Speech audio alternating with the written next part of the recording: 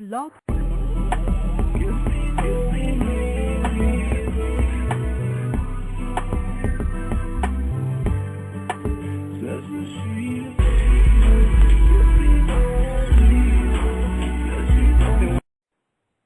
Hey everyone, welcome to the return of the Final Cut with Matthew Robinson. I am your host, Matthew Robinson.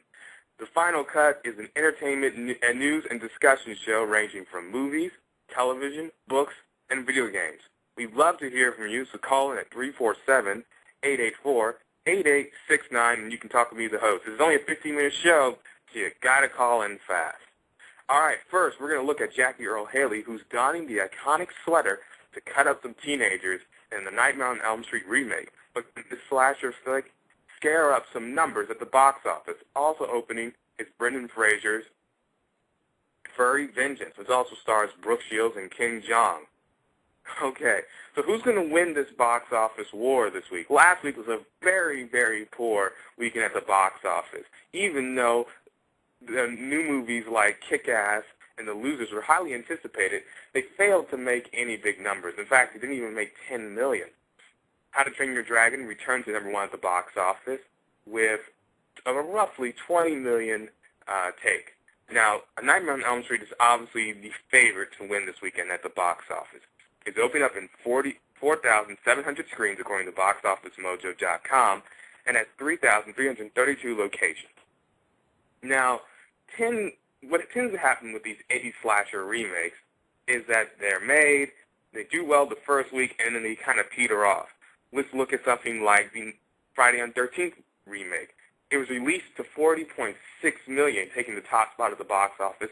That's pretty impressive, but then it dropped off incredibly due to people not liking the game and ended up being only a $65 million total at the box office weekend. So is Freddy going to do as well? Well, Freddy's always been a more iconic slasher figure. On AFI rated him in the top 50 heroes and villains, obviously on the villains side.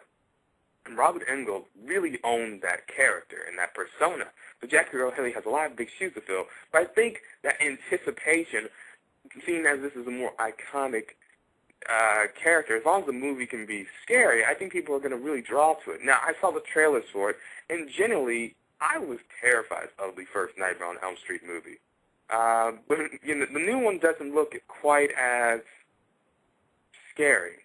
You know, I think there's just a little too much CGI going on. The old one just made use of all these props that made it feel more realistic. With the CGI, you know it's fake, so it just doesn't feel quite as scary.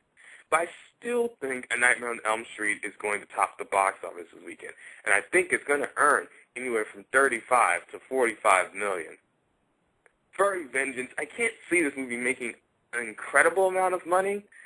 Then again, some kids, you know, they probably have already seen How to Train Your Dragon. They're looking for something new, and they might go see Furry Vengeance. But I honestly don't see Furry Vengeance reaching past the 15 million mark. How to Train Your Dragon, I think that to do pretty well, too. I think that can be somewhere between 12 and 15 million as well. Overall, it's going to be a solid weekend at the box office with Freddy and Nightmare on Elm Street remake, produced by Michael Bay, taking the top spot, hands down.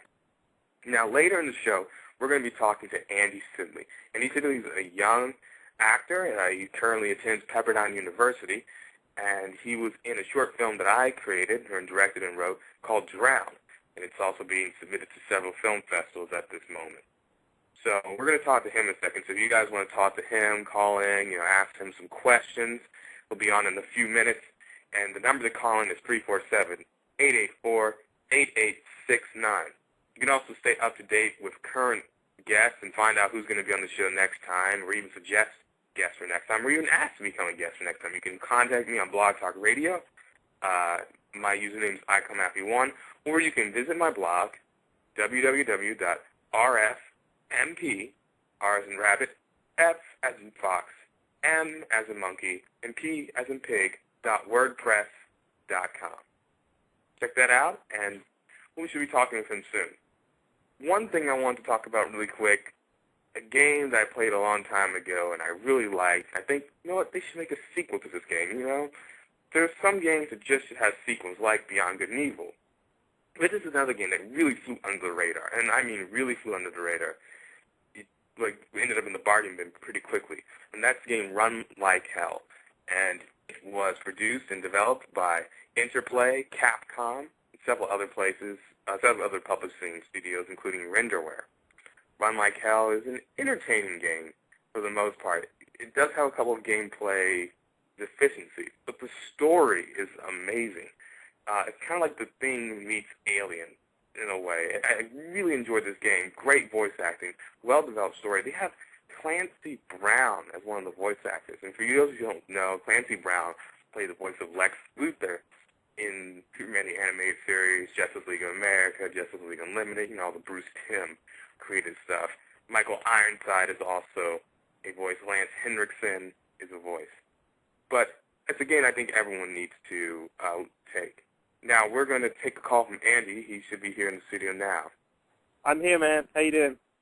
Hey, Andy. How are you doing, man? Glad to have you on the show. I just want to remind everyone if they want to call in and ask Andy some questions, the number is 347-884-8869. You can ask anything you want, obviously, except for, his Social Security number. Andy, how are you feeling, man? I'm doing great, man. How you doing? I'm doing all right. I can't complain. So I wanted to talk to you about your work in drama. Before I get to that, you're an actor, but what made you want to get into acting? What inspired you? Any particular movies or performances?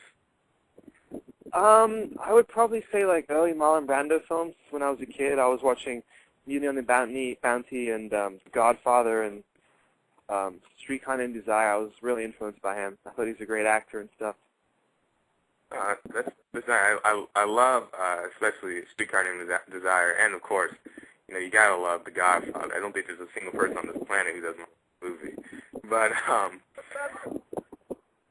one thing